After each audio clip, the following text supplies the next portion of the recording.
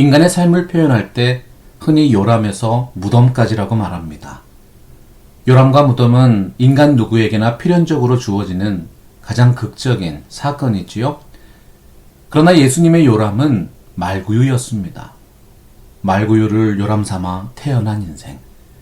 그리스도께서 참으로 겸손한 분으로 이 땅에 오셨음을 암시하는 것입니다. 거기 있을 그때에 해산할 날이 차서 첫 아들을 낳아 강보로 싸서 구유에 뉘었으니 이는 영원에 있을 곳이 없음이러라. 예수님은 화려한 왕궁의 침실에서 귀족들의 환호 속에 태어나신 분이 아닙니다. 그 누구도 상상할 수 없는 마국간의 말구유를 삶의 출발점으로 삼으셨지요. 사람은 누구나 귀하고 복된 가문의 신분을 선호하고 그곳에 속하기를 원합니다. 여러분, 하나님의 아들이신 예수님께서 왕족이나 더욱 높으신 지위를 이 땅에서의 자기 신분으로 택하실 능력이 없으셨겠습니까? 그러나 주님께서는 가장 비천한 가정을 택하셔서 이 땅에 오셨어요. 하늘의 영광을 버리고 겸손하고 꾸밈 없는 인간으로 이 땅에 오신 것입니다. 생각해 보십시오. 요셉과 마리아가 유력한 신분이었거나 물질이 풍성한 사람들이었으면 아기 예수께서 말구유를 요람 삼아 탄생하셨겠습니까? 신학자 요한 칼빈이 말했습니다. 예수님은 이 땅에 누우실 숙소도 없이 오셔서 영원한 하늘의 숙소를 우리에게 마련해 주셨다. 고린도후서 8장 9절에서 말씀하셨지요. 우리 주 예수 그리스도의 은혜를 너희가 알거니와 부요하신 이로써 너희를 위하여 가난하게 되심은 그의 가난함으로 말미암아 너희를 부요하게 하려 하심이라. 주님께서 이렇게 낮고 천한 곳에서 태어나신 것은 깊은 의미가 있습니다. 오히려 이렇게 낮고 천한 장소에 태어나심으로써 상한 갈대와 같이 가난하고 천대받는 모든 사람에게 희망과 구원을 주시고자 하셨던 것이지요. 과연 어떤 이들이 그 놀라운 은혜를 가장 먼저 체험했을까요? 그 지역의 목자들이 밤에 밖에서 자기 양떼를 지키더니 주의 사자가 곁에 서고 주의 영광이 그들을 비추매 크게 무서워하는지라. 천사들이 전해준 큰 기쁨의 소식을 처음 들은 것은 다름 아닌 목자들이었습니다. 그들은 밤을 지새우면서 양들을 지켰습니다. 자신의 직무에 성실하던 목자들에게 세상에서 가장 놀라운 소식이 제일 먼저 전해진 것입니다. 당시 목자들은 언제나 수고하였음에도 불구하고 천대받는 직종의 사람들이었어요. 하지만 밤 이슬을 맞아가면서 자신들의 직무를 충실하게 수행했기 때문에 낮고 천한 자들을 위해서 오신 주님의 탄생의 소식을 가장 먼저 들을 수 있었던 것이지요. 주님의 탄생이 성실하게 자신의 일을 감당하던 목자들에게 제일 먼저 알려진 것은 매우 큰 의미가 있습니다. 우리 주님께서도 이후에 자신을 한 마리의 양을 찾아 나서는 선한 목자로 비유하셨어요. 양들을 위해서 신실하게 사역하는 선한 목자로 자신을 표현하신 것이죠. 사실 구약 성경을 통해서 수없이 예수님의 탄생과 메시아의 도래에 대해서 예언했습니다. 그러나 정말 뜻밖의 시간과 장소에서 주님이 태어나셨습니다. 그리고 그 소식도 뜻밖의 사람들에게 갑작스럽게 전달되었습니다. 주님의 영광이 목자들에게 두루 비추었을 때 그들은 크게 무서워했지요. 하나님의 영광에 대해서 지난 성탄절 주일 설교 시간에 나누었어요. 하나님의 영광을 실제로 체험하면 죄성이 있는 인간은 그 위엄과 영광 앞에서 두려움과 공포에 휩싸일 수밖에 없다. 천사가 이르되 무서워하지 말라. 보라, 내가 온 백성에게 미칠 큰 기쁨의 좋은 소식을 너희에게 전하노라. 주님의 영광은 믿는 자들에게 두려움이 아니라 기쁨이 될 것입니다. 그 소식이 큰 기쁨이 되는 것은 그 영광이 비추어진 사람들에게 하나님의 구원이 임하기 때문이죠. 그 큰 기쁨의 좋은 소식은 단지 유대인들에게 뿐만 아니라 인종과 혈통을 넘어서서 모든 하나님의 백성들 한 명 한 명에게 영원한 구원을 허락하신 것입니다.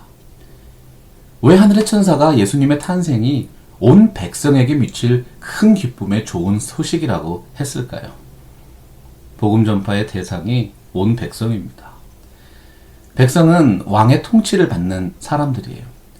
그 왕은 메시아이시고 그리스도이신 예수님입니다. 왕의 통치를 거부하는 자는 그의 백성이 될 자격이 없지요. 하나님을 거부하고 그분이 보내신 예수 그리스도를 멸시하는 자는 바로 그 복음의 소식이 기쁜 소식이 아니라 심판의 소식, 무섭고 두려운 심판의 선언이 되는 것입니다. 그렇기 때문에 복음이 되는 지점은 복음을 믿음으로 받아들이고 하나님의 백성이 되는 것입니다. 복음의 기쁨은 굴종이 아닌 순종에서 시작됩니다. 왕의 권세와 능력에 굴종하는 외형적인 복종이 아니라 왕께서 베푸시는 은혜에 감사하고 진실함으로 그분의 백성이 될 때 진정한 경외심과 마음의 기쁨을 얻는 것이지요. 복음 전파는 결코 강압적으로 실행되지 않습니다. 그래서 10절 말씀은 그 기쁨이 큰 기쁨이라고 표현했어요. 이러한 기쁨은 잠깐만 있다가 사그라지는 순간적인 쾌락이 아닙니다. 큰 기쁨은 두고두고 기쁜 기쁨이고 생각하면 할수록 감사가 넘치는 깊이 있는 기쁨인 것이지요. 사랑하고 존경한 성도 여러분, 주님께서 오실 것임을 하나님께서 약속하셨어요. 예언하신 대로 그 약속을 주님의 탄생을 통해서 이루셨습니다. 이 모든 것이 하나님께서 택하신 백성을 위함입니다. 절망 가운데 있던 분들에게 예수 그리스도가 희망이 됩니다. 소망이 없던 사람에게 그리스도가 소망의 근거가 되십니다. 오늘 다윗의 동네에 너희를 위하여 구주가 나셨으니 곧 그리스도 주시니라. 구주는 강력한 힘과 능력을 소유한 주권자의 면모를 과시하는 단어입니다. 로마의 통치를 받던 당시 사람들에게 이스라엘의 구세주라고 하는 단어는 정말로 강력하고 직접적인 위로가 되었지요. 더군다나 11절 말씀은 크리스토스 퀴리오스, 그리스도 주라는 합성어를 사용하고 있어요. 그리스도는 메시아를 나타내고 주님은 통치자를 의미합니다. 이 두 개의 단어가 합쳐져서 권세와 능력의 무한함을 표현하는 우리 주 예수 그리스도가 된 것이지요. 예수님은 이 세상과 저 세상, 현세와 내세의 모든 권세와 능력을 가지고 계신 분입니다. 주님으로서 이 땅에 오셨습니다. 그리스도로서 이 땅에 오셨습니다. 바로 그 한 분만이 진정으로 우리를 구원하시는 구주이신 것입니다. 너희가 가서 강보에 쌓여 구유에 누여있는 아기를 보리니 이것이 너희에게 표적이니라. 개역성경에서는 표적이라고 번역되었어요. 하지만 사실 헬라어 원문에는 구유에 누이신 것을 토세미온, 그 표적이라고 말씀하고 있어요. 당시 베들레헴에 태어난 여러 아이들이 있었을 것입니다. 그러나 구유에 놓인 아이, 그 아이는 오직 예수님 뿐이셨습니다. 그러므로 천사들은 이와 같은 상세한 정보를 제공함으로써 누가 진짜 구세주이시고 그리스도와 주님이신지 알 수 있도록 구체적으로 그 표적이라고 적시한 것입니다. 구유는 말먹이를 담는 통, 밥그릇이죠. 그리고 베들레헴은 원래 떡집이란 뜻입니다. 떡집에 밥그릇에 놓은 아이. 하늘에서 내려주시는 영생의 양식과 영원한 만나를 상징하는 것이 아니겠어요? 그 이후로 예수 그리스도라는 이름과 그분의 십자가는 인류의 영원하고 유일한 생명의 표적이 되었던 것입니다. 호련히 수많은 천군이 그 천사와 함께 하나님을 찬송하여 이르되 지극히 높은 곳에서는 하나님께 영광이요 땅에서는 하나님이 기뻐하신 사람들 중에 평화로다 하니라. 인류 역사 속에 위대한 하나님의 구원의 경륜이 펼쳐졌습니다. 바로 하나님이 육신이 되어 낮고 천한 이 땅에 임하신 것이죠. 그분은 찬양받기에 합당하신 분이셨고 경배받으셔야 하는 분이셨어요. 그러나 오히려 율법 아래 태어나셨습니다. 모든 율법을 즐거이 지키심으로 인류를 그 얽매임에서 풀어주셨던 것입니다. 보세요 여러분, 예수님께 가장 먼저 나아오도록 인도함을 받은 사람들, 낮은 지위였지만 맡은 일을 묵묵히 행하던 사람들이었습니다. 그분들은 예수님의 탄생의 소식을 들었을 때 어려운 상황 속에서도 신앙의 결단을 내릴 수 있었던 행동하는 신앙인들이었던 것이죠. 예수님께서는 바로 그런 자들의 경배를 받기 원하셨던 것입니다. 땅에서는 기뻐하심을 입은 사람들 중에 평화입니다. 주님께서 이 땅에 평화의 왕으로 오셨습니다. 그 평화가 어떻게 이루어졌습니까? 하나님과 인간 사이에 화목된 관계를 회복하셨습니다. 인간은 범죄로 인해서 하나님과의 관계가 단절되었습니다. 육체적으로만이 아니라 영적으로 영원히 죽게 된 것이죠. 우리가 진정 슬퍼해야 하는 것은 바로 이 점입니다. 육체적인 죽음은 잠시의 고통이지만 영적인 죽음은 영원한 고통이기 때문이지요. 그러나 주님께서 영광의 십자가로 그 모든 담을 허물어 버리셨습니다. 막힌 담을 허시고 둘로 하나를 만드셨습니다. 그래서 또한 천사들이 땅에는 평화라고 노래했어요. 주님께서 인간과 인간 사이를 또한 화평케 하시기 위해서 오셨기 때문이에요. 죄악은 하나님과 인간 사이만을 원수로 만들지 않았습니다. 인간과 인간 사이에도 수많은 원수 관계를 만들었습니다.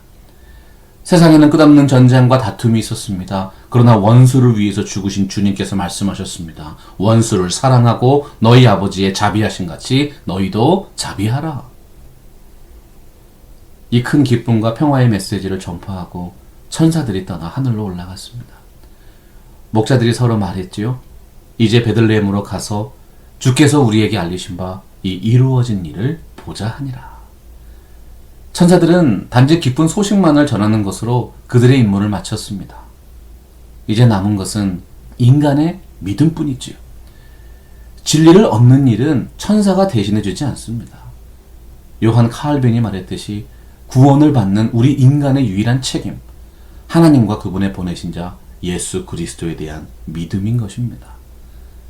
그들의 믿음과 신앙이 어떻게 실천되었습니까? 빨리 가서 마리아와 요셉과 구유에 누인 아기를 찾아서 보고 천사가 자기들에게 이 아기에 대하여 말한 것을 전하였다. 주님을 만나는 길은 천사의 증언을 듣는 것만으로는 부족합니다. 그 증언을 직접 자신이 확인하는 자세가 필요하지요. 말씀과 기도와 실천하는 신앙이 진리의 확인 작업입니다. 그 결과 주 예수를 참된 구세주로 확신하게 되는 것입니다. 목자들은 믿고 순종했습니다. 그들은 천사의 메시지를 듣고 즉각 베들레헴으로 달려갔습니다. 천사의 말을 듣고 빨리 달려갔다는 것, 그들에게 큰 믿음이 있었다는 것을 반증하고 있지요. 왜냐하면 유대인의 왕으로 오시는 메시아는 무지한 인생들이 생각하기에 예루살렘 왕궁에서 태어났어야 했기 때문입니다. 비천한 말구유에 이스라엘의 희망인 메시아가 탄생하셨다. 목자들에게는 상식을 뛰어넘는 순전한 믿음이 있었던 것입니다. 그들은 천사들이 말씀해준 구유의 표적을 직접 가서 확인했습니다. 그리고 믿음의 확신을 가지게 되었습니다. 오늘날의 우리 중에서도 성탄의 메시지를 듣고서도 의심하는 사람들이 간혹 있습니다. 여러분, 확인하셔야 합니다. 성경을 펼치십시오. 말씀을 읽어보십시오. 그리고 나서 의심해도 늦지 않습니다. 정말 성경을 바르게 읽고 이해한다면 우리에게는 의심 대신 확신이 찾아올 것입니다. 왜 그렇습니까? 하나님의 말씀은 진리이기 때문입니다. 듣는 자가 다 목자들이 그들에게 말한 것들을 놀랍게 여기었다. 18절 말씀이에요. 많은 이들이 목자들의 증언을 믿지 못했습니다. 목자들은 예수님의 탄생의 소식을 베들레헴에 호적하러 온 허다한 사람들에게 기쁘게 알렸습니다. 그러나 사람들은 그 말을 듣고 놀라긴 했지만 주님을 경배하기 위해서 마국간까지 발걸음을 옮기지는 않았던 것이지요. 목자들 외에는 그 성탄절 날에 아무도 오지 않았어요. 오늘날에도 성탄의 기쁜 메시지는 겸허하게 마음의 눈이 하늘로 열린 사람들에게만 의미가 있을 뿐이지요. 여러분 19절 보십시오. 하지만 마리아는 이 모든 말을 마음에 새기어 생각하니라. 생각했다는 말, 여러 부분을 합친다는 뜻입니다. 마리아는 성탄의 현상만을 보지 않고 그 안에 있는 하나님의 온전하신 뜻을 신중하게 살폈고 그 깨달은 것을 마음속에 진실하게 간직했습니다. 이것이 바로 성탄의 메시지를 접하는 우리 인생이 취해야 하는 합당한 신앙적인 자세인 것이지요. 너희는 여호와께서 너희를 위하여 행하신 그 큰 일을 생각하며 오직 그를 경외하며 너희 마음을 다하여 진실하게 섬기라.